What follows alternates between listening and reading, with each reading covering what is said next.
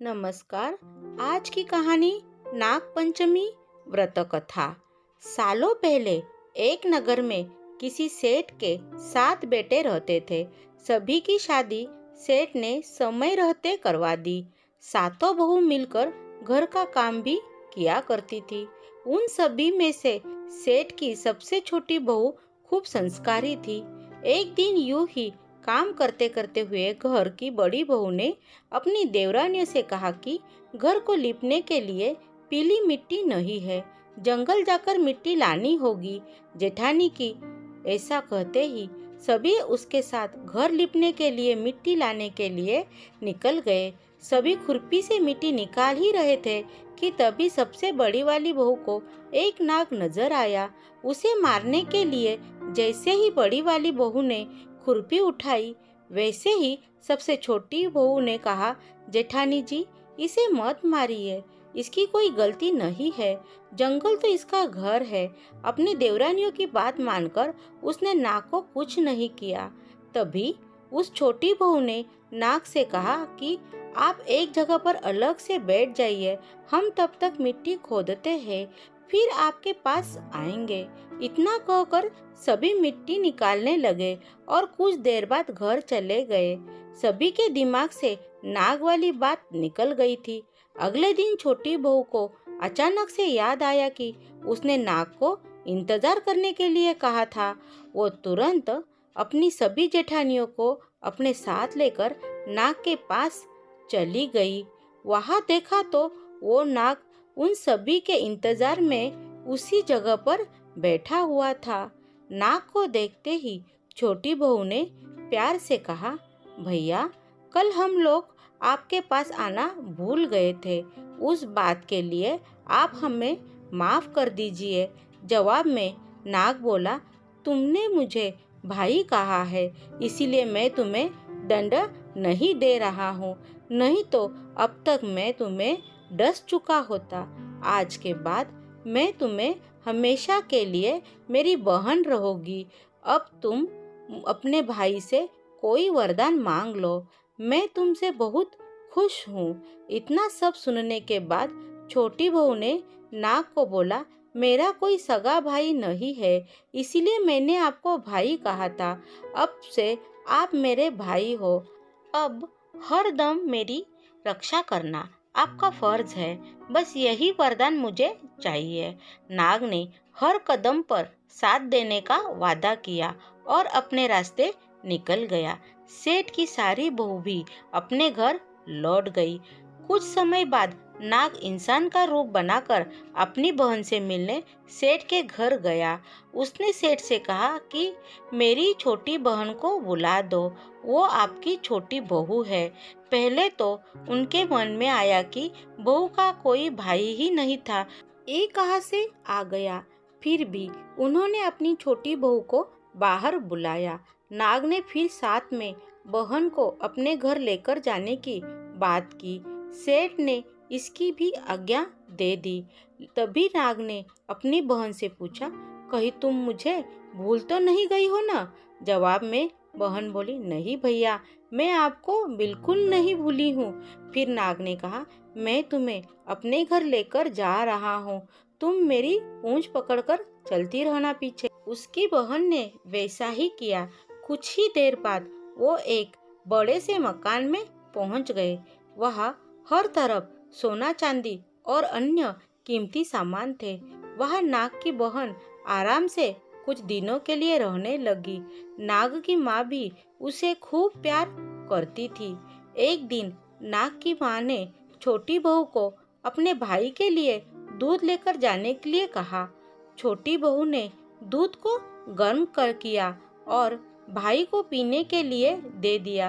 अब गर्म दूध पीते ही नाग का मुंह जलने लगा। ये सब देखकर नाग की माँ को खूब गुस्सा आया।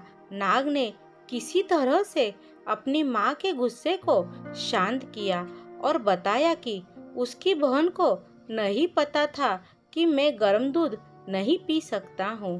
अब नाग के परिवार के साथ कुछ समय बिताने के बाद सेठ की छोटी बहू अपने घर जाने लगी। नाग ने अपनी बहन को खूब सारी दौलत और आभूषण देकर विदा किया। बहू के साथ घर में इतना सारा धन आते देख सेठ और उसकी जेठानियां हैरान हो गई। एक दिन नाग की बहन को घर की बड़ी बहू ने कहा कि तुम अपने भाई से और सोना चांदी लेकर आओ, उसके पास तो खूब पैसा है, वो तुम्हें मना नहीं करेगा। छोटी बहू ने अपने भाई नाग को यह बात बताई। इसके बारे में पता चलते ही नाग ने अपनी बहन का घर तरह तरह के आभूषणों से भर दिया। सभी जेवरातों में से एक हीरे का हार बेशकीमती था।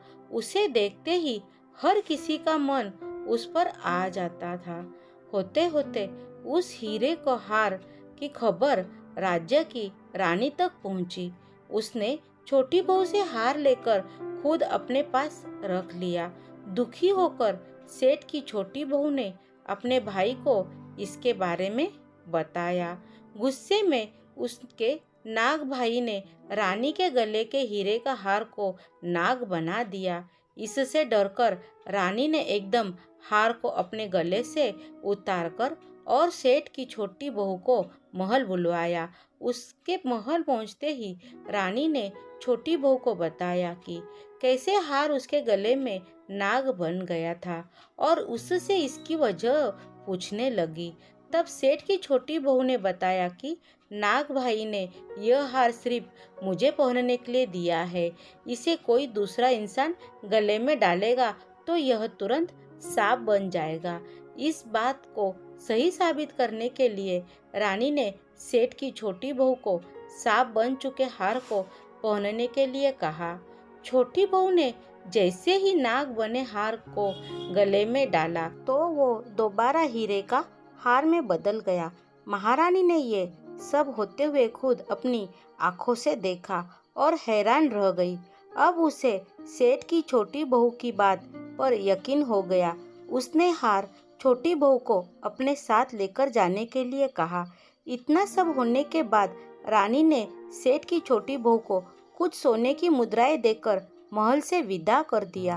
अब सेठ की छोटी बहू घर में सोने के सिक्के लेकर पहुंची। यह सब देखकर सेठ की बड़ी बहू को जलन होने लगी। उसने सोचा कि क्यों न इसे कुछ किया जाए जिससे देवरानी परेशान हो जाए। उसने अपने देवर से पूछा, आखिर तुम्हारी पत्नी को इतने आभूषण धन ये सब कुछ कैसे मिल रहा है? तुम्हें उस पर ध्यान देना चाहिए। यूं ही तो कोई किसी को इतना सारा धन जेवरात और सोने के सिक्के नहीं दे देता। पता है करो कि आखिर क्या मामला है।